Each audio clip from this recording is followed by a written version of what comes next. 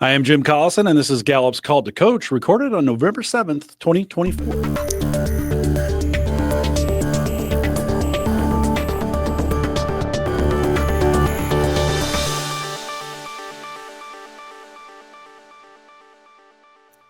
Call to Coach is a resource for those who want to help others discover and use their strengths. We have Gallup experts and Gallup certified strengths coaches share tactics, insights, and strategies to help coaches maximize the talent of individuals, teams, and organizations around the world.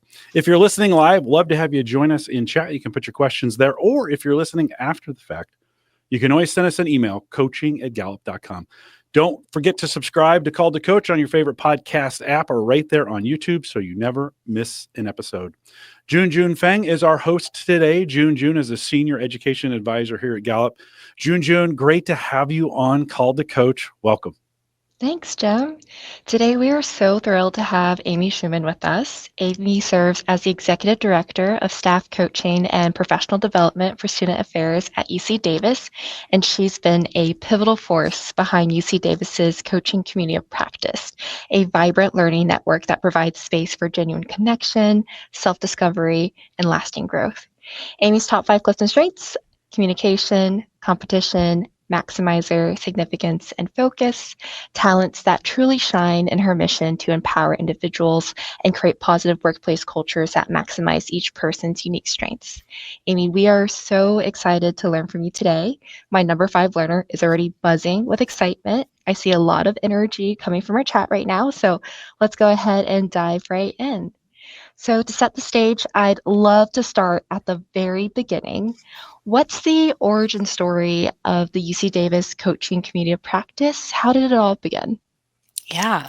So context is my number 30. So let me rewind a little bit and make sure I'm getting some of this. We have multiple communities of practice at Davis. And I see a lot of the people in the chat saying, hello from Davis. We had a few different communities that were based on essentially different coaching methodologies, maybe a different assessment or different training. The one that we call the UC Davis Coaching Community of Practice started as exclusively an ICF, or International Coach Federation group. And so it started for people who were already certified through ICF, who wanted a community. I was not the founder of this group. I'm the current leader, and I became that a few years ago.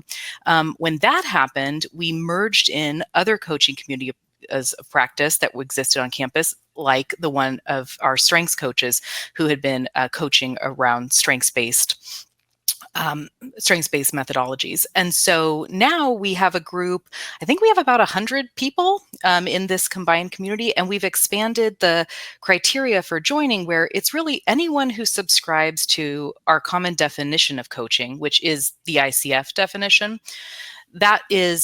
It's about partnering with clients to help maximize their potential by asking thought-provoking questions. Sometimes, and we're here on Called to Coach, sometimes the word coaching can mean a lot of different things in different contexts. And so our group subscribes to that ICF definition of what is coaching, and it's open to anyone who's been through any kind of formal training and wants to continue their learning and be part of this group of coaches. Amazing.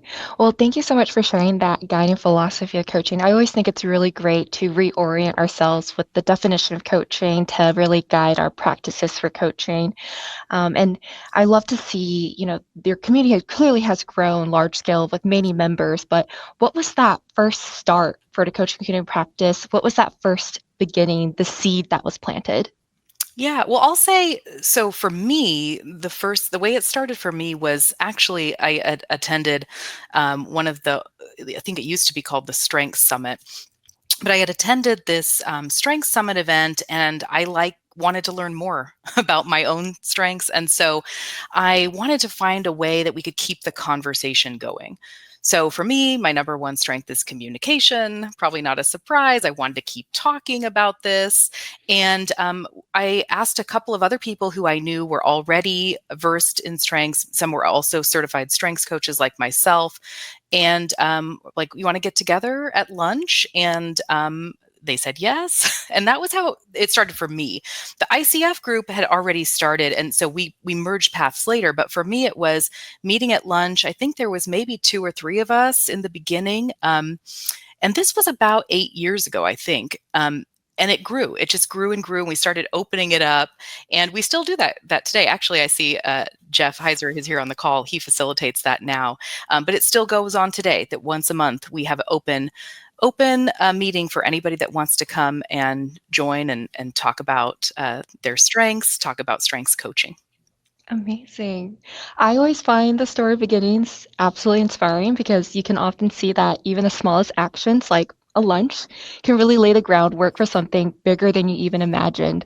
I'm really curious, in those early days, as you were setting those monthly lunches, what were you hoping to accomplish? What were some of those initial goals you and the team envisioned for these lunches and then community?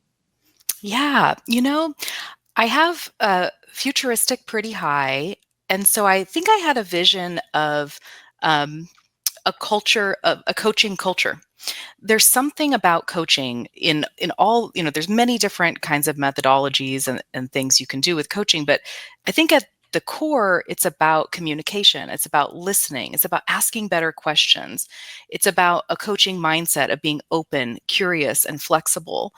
And my work before this was in HR as an HR generalist. And so underneath all of this, my why for, why I get up, why I go to work has always been about the workplace experience. We spend so much of our time at work, many of us. And so how do we make that experience better for people? How do we learn and grow together? And for me, coaching was the way to do that. I saw it as a mechanism for how to increase communication in the workplace, help build connection. So as far as goals, I don't know that I never I don't think I ever wrote them down. My strength I love to partner with is strategic, that sees those steps. I don't always. I sometimes see something shiny in the distance, and I have a lot of energy that it comes from somewhere, and maybe maximizer, and I just start doing it. So the goals, I guess, was to keep it going, to get it to more people, this idea of what is coaching? How could it impact their lives? Because it was impacting my life. And ultimately, the big goal was, how do we create a workplace that people are excited to be at and it's a positive part of their life? So that was the goal, but it wasn't like a sheet, this is my goal spreadsheet and turn it in and track the progress. It was happening a lot more organically and a lot more fluidly. And at the time, none of this was actually my job. It was something I was doing for fun, and then it became my job. So that was another factor where I didn't have concrete goals necessarily set. I say that maybe to help inspire people, you don't have to, if that's not how your brain works, you can still make progress without charting out all of these goals that way. Amy, my job, also a job crafting job. I didn't start this intending to do what we do today. We're doing it because we started it. Do you feel like you're a job crafter? I mean, that's a word we've been throwing around for the last decade or so. Have you kind of crafted yourself into a role, and how's that worked for you? Yeah. Yes. And actually, I love your job and your job title, Jim, that is community leader. So I watched a TED Talk sometime. I'm not very good at remembering source who said it, but somebody on a TED Talk somewhere had said, the best jobs aren't found, they're made. And it really resonated with me. I've always been, well, not always. In my professional life, I've been quite vocal. I say not always because I was actually a really shy kid. But I've been quite vocal, and I'm always looking for more and more things to do. One of my best achievements, I think, was being able to craft this role. I am so highly engaged in the work I do because it's exactly custom fit for me. So yeah, I don't know that I knew that's what I was doing at the time. I was just trying to do a little bit more. But I feel very fortunate that I was able to do it because I work in a large organization, right? People had to sign off on this. I don't have my own, or I just get to decide what I do.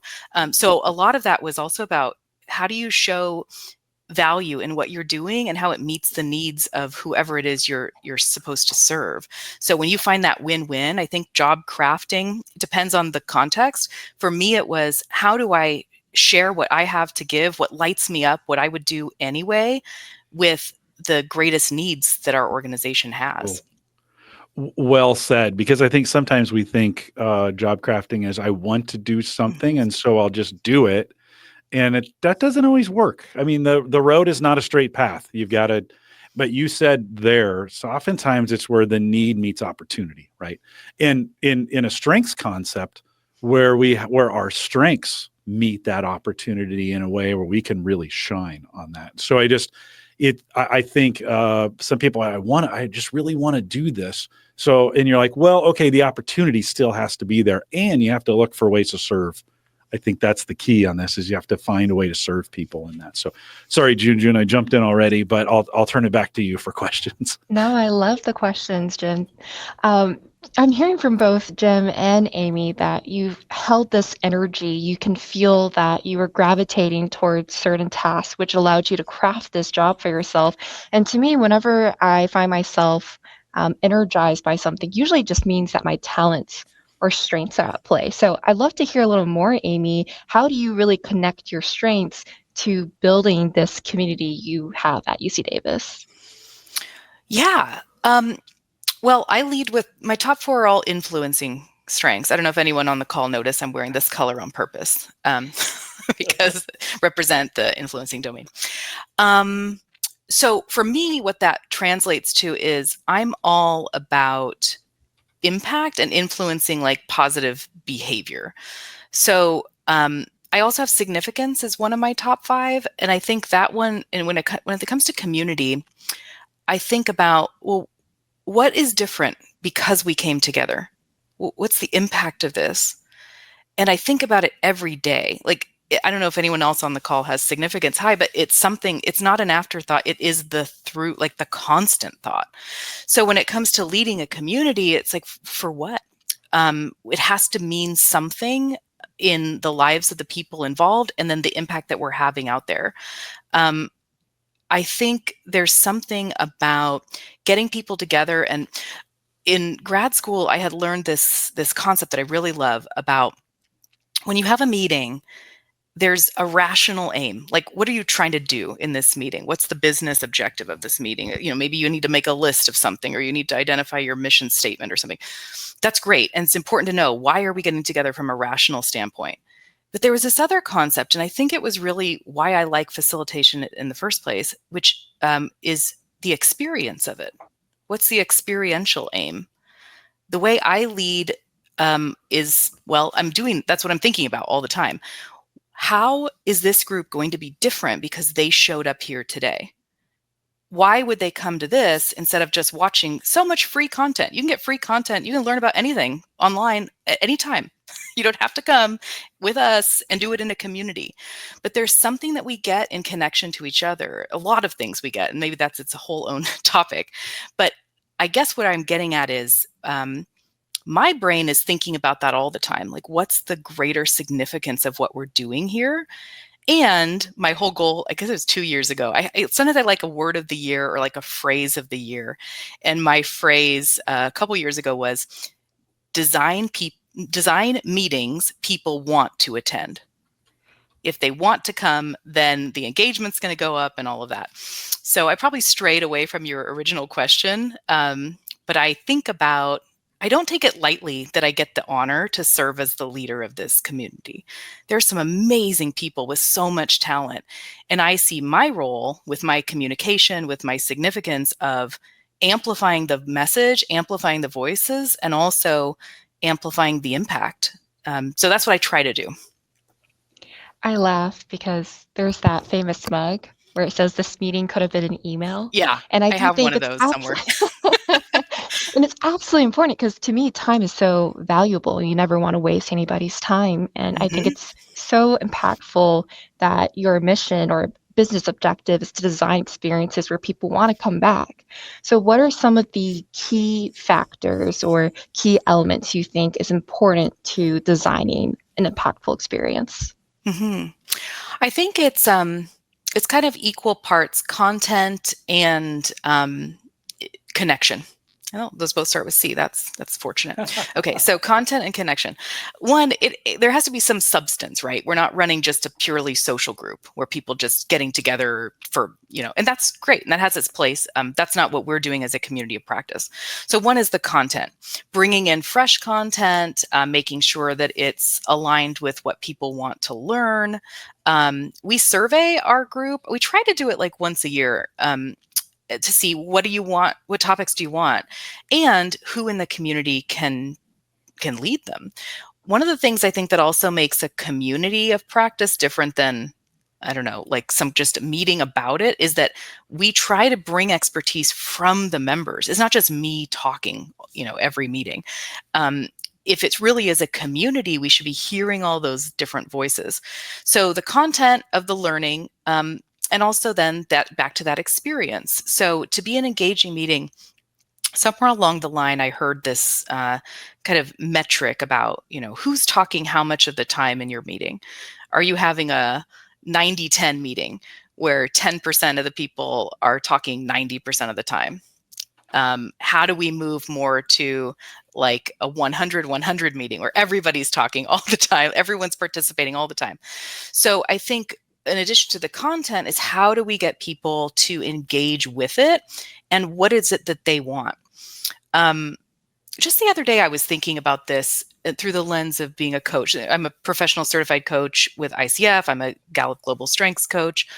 I think of the community almost like they're its own entity, like they are my client. The whole coaching community is its own coaching client entity.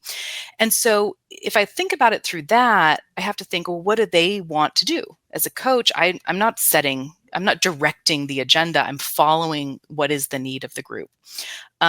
And then also back to that coaching mindset, open, curious, flexible, to stay with the group. Where do they want to go? How can I help facilitate it? How can I help bring it back top of mind? If the content is coming from the group itself, if I'm asking questions of like, how is it going? What do you want to see in the community? Then I think naturally people will want to be there because we're designing what they said they wanted. I think one of the tricky things, if people are thinking about forming their own community or they're having challenges, sometimes you get into a established rhythm. Like this is just what we do. And it might be working, but it might not. And when is the last time we asked? When did we ask people? So I think sometimes when things are going really well, we might just make some assumptions. And so checking in that kind of iterative thing to stay flexible with people as they grow and learn, and their needs may grow and learn, and new people may come in. So I think thinking of the whole community like they are the coaching client. And so they're really running it. We're helping facilitate what they're asking for.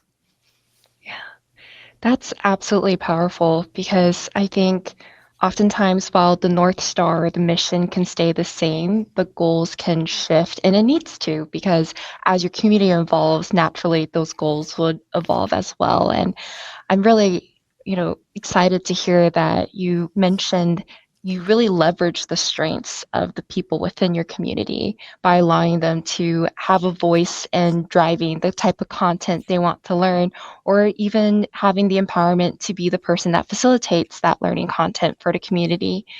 So how do you stay up to date with the needs of the community? How do you make sure that you're listening to their opinions and the things that they want? Yeah, well, and because I'm going to play off of a word here, when you said like allowing them to have a voice, I think they're allowing me to serve as their leader. I think of it kind of the opposite way of that, right? So I serve at their will.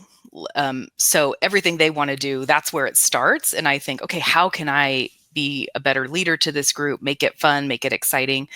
The other nice thing, though, that I don't think we laid as groundwork, or maybe it's assumed, this is not a group anybody has to be in. Like this is a totally voluntary community.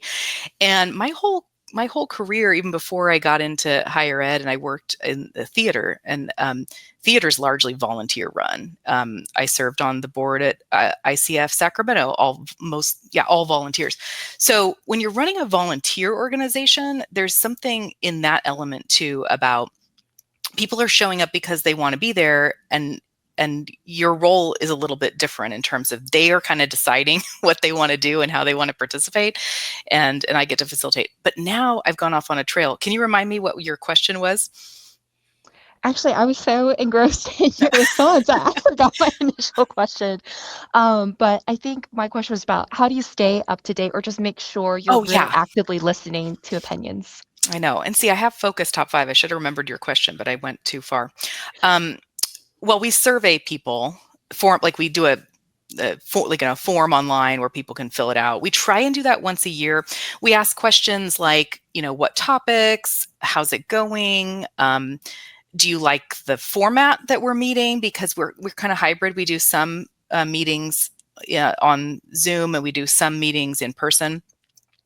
We ask about like the length of the meeting and how frequent they are. And so we do that with a survey. And then, I also talk to people. So a lot of these people I see in other settings and contexts, I'm a member of the community as well. Like I'm actively a member. And so I try and have conversations with people. If I can get to sit down and have tea, then that's great.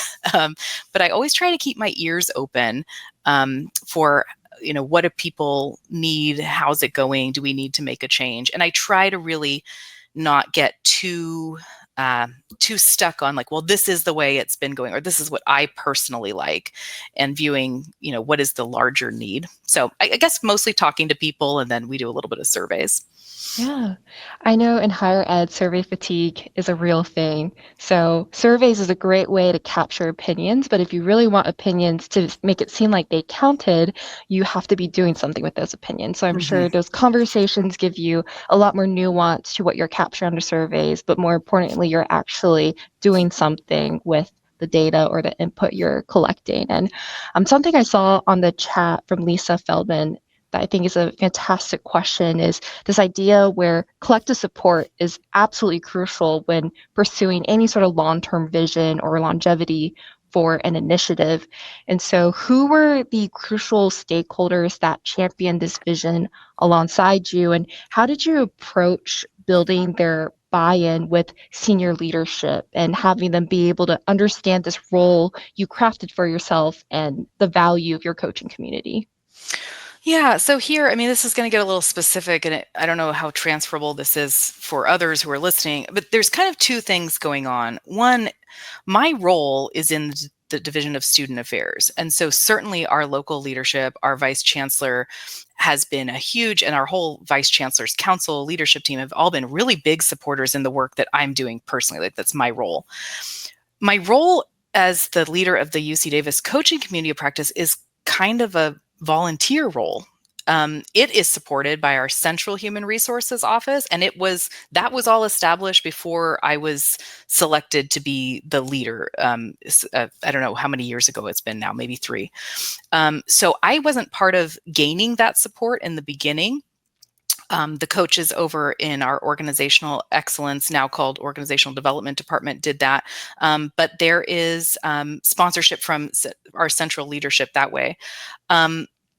I think when you think about the community of practice, there isn't actually a lot of hard cost associated with it. It's more about, I guess, the time, certainly, the philosophy. And so in our world, we have a lot of these things. We're very collaborative. I think higher ed in general is kind of collaborative work environment. So it's not uncommon for people to start a committee and get people from all these different areas. Community practice is a little bit different than a committee. But that, for me, luckily, that was already established, the buy-in. There's a formal charter.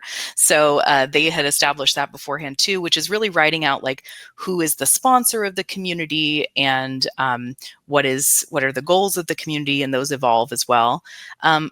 In our local leadership, we also gain support from hearing from the people who are participating. Like when we get a lot of testimonials and we share that. And then maybe it's my influencing themes too, is kind of thinking like, well, what is it that we're actually asking for? In a lot of ways, we're asking for just time to get together. So as far as leadership, I think that's going to look different in every organization.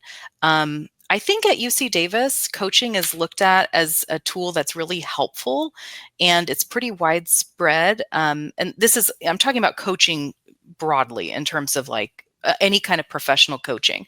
And I also credit the people in our Central Human Resources office who've had it as an offering for years, and that predates me. Yeah, so I don't know if I can exactly answer that question. My context is a little different, but certainly having people who like what you're doing and who are benefiting from your work, and if they're sharing that, that can certainly be influential for leadership. That's one angle anyway. Yeah. My individualization really appreciates that sometimes questions can be very context specific, or answers to these questions can be really context specific. But I'm sure with the UC Davis leadership, one thing I really held on to was you mentioning that coaching is a mechanism, coaching is a Yeah. catalyst. And I think one of the most powerful aspects of your community of practice is its multiplier effect, where each individual coach not only influences the community itself, but they're also extending their reach to others beyond it. So, in this broader institutional perspective, leaders could really benefit from the impact this coach community has on the institution as a whole. So, could you talk a little bit more about how your community has really influenced a wider institutional culture or goals of UC Davis? Yeah, I might reframe that a little bit because, I mean, we're such a large organization. We've got so many different things going on at the same time. But I'll say this, when you're forming a culture that is about increasing empathy, increasing listening, increasing communication skills, increasing perspective taking, and not rushing to judgment, that benefits everyone. There are courses out, we do courses on, coach approach styles for managers and leadership. We do, one-on-one kind of coaching things. But for me, when you talk about that multiplier effect, and I'll just speak personally for me, not necessarily as, the university's mission, which is, it's just a big question. When anyone who's a coach themselves knows this feeling, which is when you see people making connections that are actually making changes in their lives, which are leading to something positive happening. And when that becomes part of the culture, supporting each other, listening, taking the time to reflect. I mean, just reflection alone helps people. So I think the more people that you have that are coaches, it's hard, I think, for a coach to be out in the world and not still have some of those skills, right? Like if you learn skills as a coach, it can impact your day-to-day conversations, how you interact with people. And I think that's where we really see that multiplier effect of seeing it changes the whole conversation. I want to break in a little bit with some halftime questions from the chat. Yeah. And I think Susan asks a really good one. She says, in your opinion, what's been some of the most surprising or exciting outcomes of this group being created? And I know it morphs and changes over time, and it may be specific to what's happening around it as well, but maybe you can address that, or other outcomes that you've been thrilled to see through your group. Yeah. Well, part of it, like it keeps growing. I don't know why that surprises me, but I'm surprised, I guess, at how much it's grown. There was even a point where we were getting, more coaches were getting certified, and part of my role was helping to facilitate, that, or how do we get access for people to get training if they're interested in becoming a coach. And I really kept thinking, okay, we got everybody that wanted to do it. Now we're done. We got everybody. And no, instead, the more people that become coaches, they're out there and talking to people, coaching people, and then more people are interested. So I don't know why that surprised me, but it continues to, just how far it reaches and how much positive impact it's had. the other thing that surprised me too is, it started, well, at least like if I think about like the strengths coaching community, that one started even smaller than the ICF community did. And now we've got them kind of merged together. But thinking about the degrees of separation, I think that's we think about things like, how do we scale this where we have enough coaches so that anyone who wants coaching can come and work with a coach? That's really what my vision is, of like, I want coaching to be available to everybody. And how do we do that? But when you hear something from someone who worked with a coach that, like, you got to have some role in helping get them through to their coaching thing, like, that's really what's rewarding. I think that's what I've been most excited to see is how big some of these impacts are in people's lives, and not just work lives. Like, we're coaching through work, but there was a coach I worked with at one point said, you can call yourself a strengths coach or an executive coach or a leadership coach or a business coach or whatever kind of coach. But at the end of the day, it's all life coaching. Like, we bring our lives with us into all these situations. So getting to hear, that's one of the greatest privileges, I think, of being a coach, is getting to hear the difference it made, and then feeling like some small part of it was because this community supported and enabled that moment to happen, and how that's going to change other people's lives. I mean, it gives me goosebumps thinking about that. Yeah, it's a good thought to have, right? The goosebumps are a good thought to have. Yeah. On that, June and I spend our days thinking about the communities, right? Like, it's our job to make sure these communities roll. One of the privileges that I have is every day I get to see all the coaches who certify or recertify in a file, and I try to reach out to them on LinkedIn and congratulate them. It's something I've been doing for the last 6 months or maybe a year now. I always smile when I see UC Davis folks now come through, and I smile for everybody, but it's so fun to see the momentum of coaching. And it's, in some areas we do a big blast, right? A bunch of coaches get certified all at once. And it's kind of an initiative. One of the things I've noticed at Davis is a trickle. Oh, well, maybe a stream effect of, it's just constantly, it seems like it's constantly happening there. Do you get a sense, or do you feel like that's the work in general there, is that it's just this consistent stream of helpfulness and people doing these things and coaching is happening? Do you get that same feeling? Yeah, I mean, I know we've got some people on live who can chime in the chat and see what their thoughts are too. From my viewpoint, it does. I think it just keeps growing and growing. And the university is collaborative anyway. Like, it's always, in my experience, it's always been a collaborative culture. People are really excited to help each other share knowledge. We're a learning organization. Like, that's what we're about, sharing education, sharing resources. And then what I've seen happen with coaching, the other thing, and maybe this goes to the other thing about the question before about what surprised me, is we've been hearing from people that they really want connection. Like, they want to meet other people, and maybe people outside of their immediate area. And so the other thing that the coaching is helping facilitate is this kind of like trust building and community building across. But yeah, I mean, from my standpoint, I see that happening. I hear about it more just as I'm out and walking around. Well, it's even funny, like today, a couple weeks ago, someone messaged me through LinkedIn saying they wanted to ask me about our coaching community. And I was like, oh, well, I'm going to be on Call to Coach on November 7th. You can listen to it there. So for me, signs like that of people being aware of it and then the questions coming in is a sign that it's continuing to grow and people are talking about it. And it goes back to that, like, meaningful content, meaningful experiences. If we're facilitating that, then people are probably out there talking about their experience and they want other people to know about it too. And, I always have to be careful of, like, there's me as the coach and then there's me who works for UC Davis.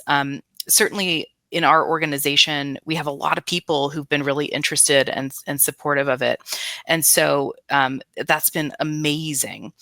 And for me also, personally, my life has changed because of coaching. And so it's easy to see, it's easy to see why I spend so much time doing this, because I've been personally been impacted by it. I always feel like sometimes it starts with being able to see that impact for yourself to then feel compelled to spread that impact to others. And I imagine there's a multiplier effect in that aspect as well, where your coaching community is impacting more people to want to become coaches as well. So I actually am really interested in hearing about your outreach. How do you market your community of practice to others? And let's say there are some folks who don't even know yet for themselves that they'd want to be a coach. How do you start that conversation? Yeah. And briefly, I saw Rogelio's comment just flashed on the screen. Rogelio was the one who made it possible for me to do my first coaching certification course. So it's fun to see him on the call. And this movement was around before I started helping. And so it's fun to see that. I think sorry, I got so distracted by Rogelio being here. Can you ask me again, June? Yeah. I'm really interested in this aspect where one of your goals is about accessibility. And so, how do you reach those who might not even be sure for themselves that coaching is something they want to be doing? Yeah. So it kind of started as it feels a little bit like it was like a kind of underground network. Like you had to kind of know somebody who knew somebody. Certainly LinkedIn is one place where we've grown. But it started really kind of internally of somebody would know somebody else that was going through coaching certification, or they'd meet somebody, and then we have like a email listserv. So if you connect with us, we'll add your name and then you get all the information. There's something I think on the website, but it's not, there isn't really a way to join in without, just emailing us and getting in there. So it's still kind of a manual process. I think one of the ways we advertise it would be some of the courses that we teach. We might mention, hey, if you're interested in doing more with this, we have like email newsletters and things that go out where we kind of let people know about programs, and then through the programs we might connect them there. But I think that the main way that the community is advertised, well, okay, I got to back up. Not everybody in the coaching community of practice is a coach in their job at UC Davis. So if you think back to this is a volunteer organization. So people are there for all different, some of them, their job includes coaching. Few of them, it's like mostly coaching in their job. Some of them are managers who use coaching as a tool to do a different primary responsibility. And then some just invested on their own to become coaches because they like it, and it's not really even what their main role is. So when it comes to access for coaching, even just to use the coaching community of practice to receive coaching, we have some limitations there. It's not a group where we advertise necessarily, because we're not running like a service. The community exists mostly to support and enhance the people who are doing this work. So we don't advertise it in the way of we're not always trying to source and get new members to fill like a role. We're just like, hey, is this something you're interested in? There's a group here. If you want to learn more, if you want to keep the conversation going, if you just want company, people who do one-on-one coaching, I feel like it can be a kind of lonely sometimes, right? And it's confidential, so you can't really talk about who are you coaching, what are they talking about, especially if you subscribe to like ICF ethics. You can't talk about that. So the coaching community also, we talk about in terms of finding other people who understand what that work is like, and how do we refill our own bucket when you're out in a really a support role in service of other people.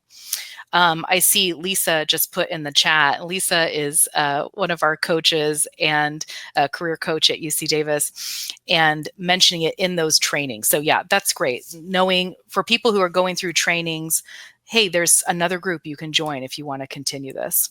And I just saw Nellie also chimed in there. Nellie runs our newsletter and highlighting some of those stories, because the testimonials and the impact is a great way for people to understand what it is and do they want to be part of it. Yeah, the relator in me always loves hearing those personal stories, because that's what really emotionally, for me to really emotionally resonate or feel compelled by something. So I would love to hear, is there a favorite story that you have about the impact of coaching you've shared with your community? Favorite story? Oh my gosh. My competition theme's like, what's the very best story? I'm probably taking that too seriously. I didn't prepare one. But some of my favorite memories actually are what the feeling of when the coaches come together. So certainly there are personal stories about people, without disclosing anybody's name or any kind of context that you could guess. There have been people who've said they changed their whole mind about their job because of coaching, or they were able to work through something really difficult and now they have a new perspective because of coaching. And that is amazing. And that's why we're doing it.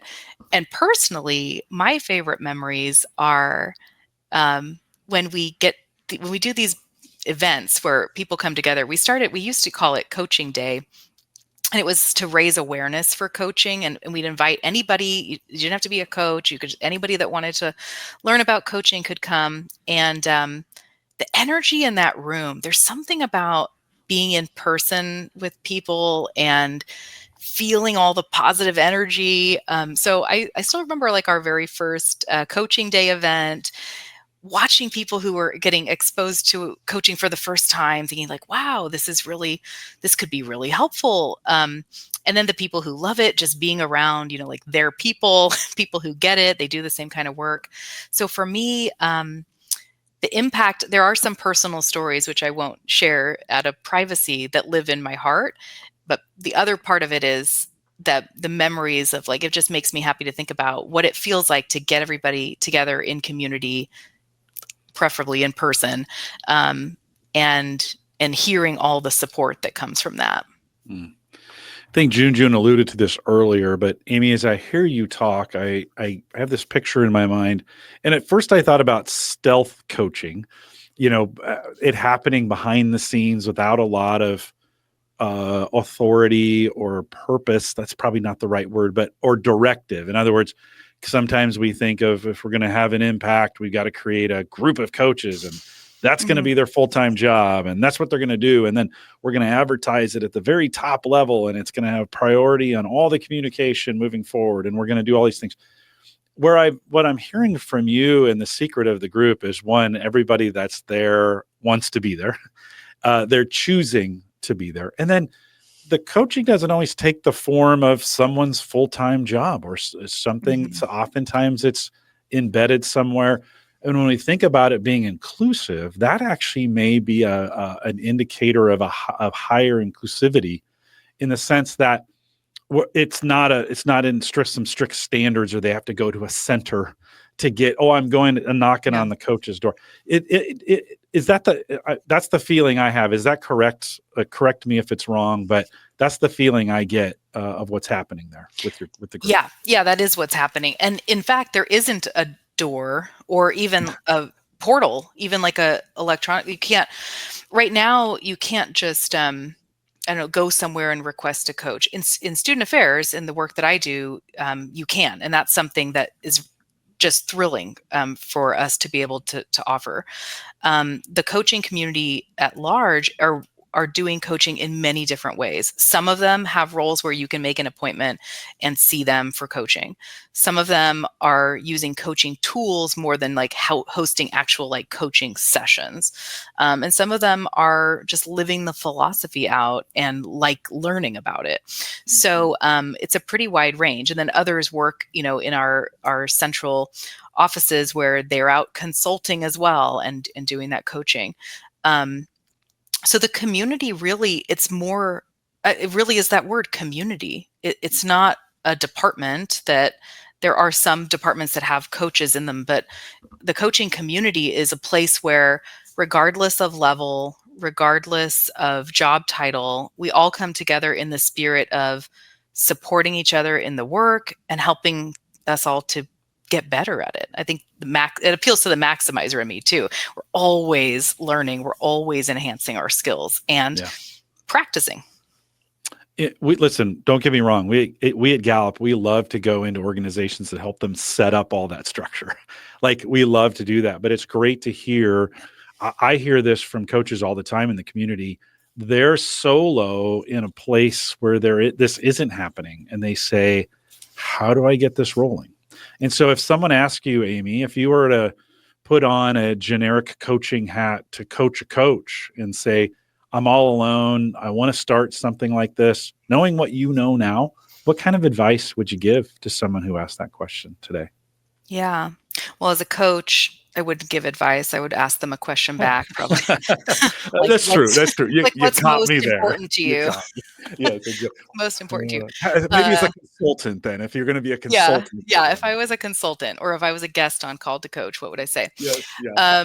I would say, well, this is just my own strategy. Yeah. Start with where you know you have support.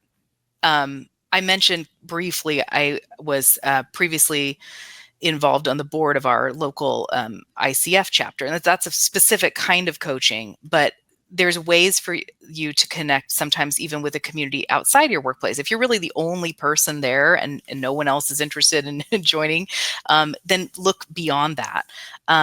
But in your own workplace, I think looking for somebody who might be a supporter. I love hosting meetings. If I say, like, if I know at least one person wants to go, worst case, we have a nice conversation and we enjoy the time together. But what happens is when you're passionate about something and you start telling people, oftentimes you'll gain more people than you think. So I would say, don't be afraid to tell people about some of the impact that you've seen, the reason that you like it, the reason that you're doing this work, the reason that it's a calling. And it's okay to start small. I think setting something up and putting it in motion, creating a little bit of formality, and maybe the formality is just a meeting time. Like, we're going to meet at this time. Like, we started it at lunch because seemed like that would be the easiest time for people to get away to do it. Setting a meeting time with an intention, and then sharing why you care. And other people, I think, will hear that, and it kind of acts like a magnet. Well, I love to hear, all of these practices that you're sharing with coaches on how to get started with coaching. And I'm sure you're able to give this advice because hindsight's 2020, you're able to reflect back onto it. So I would love to learn a little more about what are some of the major learning moments you've had when you've encountered some potential roadblocks or obstacles. How did you navigate those moments where it might seem like the coach community was reaching some sort of challenges? Yeah. I mean, going back to the fact that ours is a volunteer network. They're all employees in our organization. That was the other membership criteria. You have to be part of, UC Davis to be in the UC Davis coaching community. But otherwise, it's people volunteering their time. So time is a limiting factor a lot, or people get other things that are competing priorities for attendance. I think the other challenge is getting enough feedback so that we make sure that we are meeting the needs of the community. You mentioned earlier about, like survey fatigue and things. And then also, I think being able to put in energy where you think it's dropping. So I think part of it too is, like, do you have somebody who can be a barometer or sense like how people are feeling in terms of motivation and energy? So like last year, we did a big event in student affairs to increase excitement and engagement as the year was starting. And that was partly strategic to think, okay, how do we keep the momentum going? I was thinking about this actually and it's funny because I'm really not good at the literal example of taking care of plants. But I will use it because it's a metaphor people, I think, generally get this concept, right? You're taking care of a plant. it needs things like water and sunlight and all this. If you water it too infrequently, it's going to dry up. And I know because I've got some I could show you, but if you aren't watering it frequently enough, it's going to dry up. And on the other hand, if you put too much water, you can drown it out, and it's going to could get overwhelmed, and it can't survive that way either. So I think part of the community, cultivating a community and then keeping it going, is somehow you have to be able to have a pulse on how is the energy going in the group? Do you need to add more water? Are you doing too much stuff and people can't participate? So that's something that I'm mindful of. I don't know exactly how we're doing that, but I think the better you get to know the people in your community and that you build trust so people will give you their honest feedback, you can get a little bit of sense of that. So I think putting that extra water or plant stuff when it's time, that's what you need to sustain it. Is you have to keep feeding it, and you need to know for your community, how often does that need to happen and what does that look like? To your plant analogy, Amy, you kill the plant faster if you water it too much, by the way. Yeah. I don't know if that always works in these kinds of scenarios, but certainly that's the truth. As we kind of bring this in for landing, and Junju and I want to reserve the last question for you, so you be thinking of that. But Amy, as you guys are looking ahead, what are you anxious for? Not anxious in a bad way, but anxious in a good way. What are you excited for here in the future? Anything coming up that you want to highlight? Yeah, the maximizer in me is like, I always just want to get bigger, like more. So I'm excited for, can we help support more people find coaching? And if it's for them, can we help support them to get the education and the training and certification that they need to do that kind of work? I'm excited about that. I also have, in recent years, gotten, kind of reinvigorated by these in-person events. So I'm like always excited about what can we do to help keep that spirit alive. And so there's events that we're planning, and my team also. So I didn't mention this, but for I think 7 years I was a team of one in my official role, and now I have a team under me. And so what we can do now with more people and more energy. So I'm excited about expanding services. My main focus now is on our staff and on our coaching community. So I like to be support for the coaches. I don't do as much one-on-one coaching as I used to do, but I'm excited to see how we can get more people in for coaching, and then what ends up happening in their lives. June, last question for you. Now, looking to the future, Amy, what would you say is your coaching word of the year, and what would you say is the community's coaching word of the year? Oh my gosh, word of the year. I wasn't ready for this because that's a January thing. We're prepping you. We're just getting you ready for it because it's coming, right? It's coming. Yeah. You can start thinking, or words if you need. You could do words if you need to. Yeah. So for a while, for several years, one of the big words I've been thinking about is this transformational. That coaching is a container where transformation can happen. And I think that continues into next year. But I think really the other word I'm thinking about is culture. And in that, there is a spreading kind of element in that too, of like, what does it mean for it to really be part of the culture? And how do we support that? So I think about the growth and culture.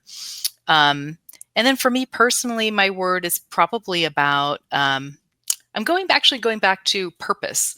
So in coaching, we do a lot of work around purpose statements, and I had one for several years, and I can share it with you if you want. But I'm thinking, maybe I need like a new updated purpose. But the purpose, which actually goes right along with coaching and strengths coaching too, my purpose statement was, my purpose is to belong to myself and feel the love that comes from helping other people do the same.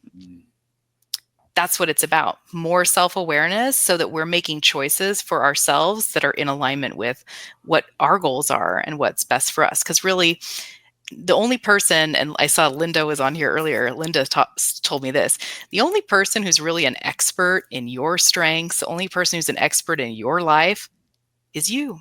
Mm-hmm. We're here to help. It's good. Well said, Amy. Well said. I'm going to thank you, June. We'll do it here in just a second, but Amy, thank you for coming on today. You and I have been working on this for a while to get this done, and so thanks for holding the course and staying with it. Great to have you here today. Always great to hear the good news and all the great things that are going on. Growing up in the Bay Area, I heard the term Davis a lot. Growing up, that is just, it's a very popular school in the Bay Area and in all of California. And so congratulations on the work. It's a big deal what you guys are doing there, and you're doing it fabulously. Thank you to all the coaches, whether they're part-time, full-time, or just influencers in that space that are doing that as well. We thank them for the work that they do. June, thank Amy for being here as well, would you? Yeah, Amy, thank you so much for sharing your time with us today. I know that every single meeting we have, I'm constantly learning from you as much as you're learning from Gallup content as well. And I just am so excited to see what comes next for UC Davis's Coaching Community of Practice, what your next chapter will be, and excited to be alongside this journey with you all. Awesome. Well, thank you so much. This was really this is a highlight for me. I've been looking forward to this. My futuristic has imagined it even before you could imagine. And so it's really great. And thank you also to all the people who came in live. I did get distracted a couple times because I was trying to read the chat, and I love all the comments that are coming in. So thanks for the people who made time to be here live too. Yeah, and Michelle from Cal HR, that she was out there saying, "Hey." So Yeah, there we're in might, California. Yeah. we had Michelle and Nicole on back in the spring talking about all the work that Cal HR is doing. I listened to it. Yeah. The amazing stuff that they're doing. So hey, California, it's my hometown. So, anyways, we appreciate you, June. Thanks for coming on today as well, and for hosting us on this program. As well. With that, we'll remind everyone to take full advantage of all the resources we do have available in Gallup Access. You can head over there, my.gallup.com, for coaching, master coaching, or to become a Gallup certified strengths coach like Amy was talking about. You can contact us as well, coaching@gallup.com. Then stay up to date on all the things we're doing around our coaching community in our Facebook groups, or you can join us in any social platform just by searching CliftonStrengths. If you enjoyed it, hit the like and subscribe and follow all those social buttons that you're supposed to be clicking out there. As well. Thanks for coming out today. And thanks for being a part of the community. Thanks you too, as well as everyone else listening today in the communities that you're in. Go out and do well. With that, we'll say goodbye, everybody.